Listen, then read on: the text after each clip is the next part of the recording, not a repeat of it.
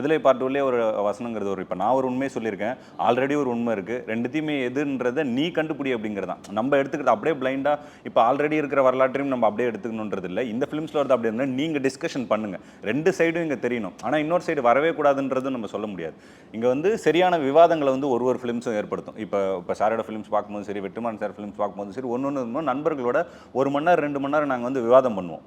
சரியோ தப்போ அது வந்து ஒரு கன்ஸ்ட்ரக்டிவான ஒரு டிஸ்கஷன் வந்து நடக்கும். அப்போ அதுலேருந்து நிறைய விஷயங்களை தெரிஞ்சுப்போம், நிறைய இது பண்ணுவோம். இதுதான் வந்து ஃபிலிம்ஸ் வந்து பண்ணுது அப்படிங்கிறத நம்புறேன். இப்போ விடுதலை மாதிரியான படங்கள் ஏன் வந்து ஸ்ட்ரிக்டாக தராங்கன்னா, இது வந்து என்னன்னா ரெஸ்ட்ரிக்ட் பண்ணுறாங்க.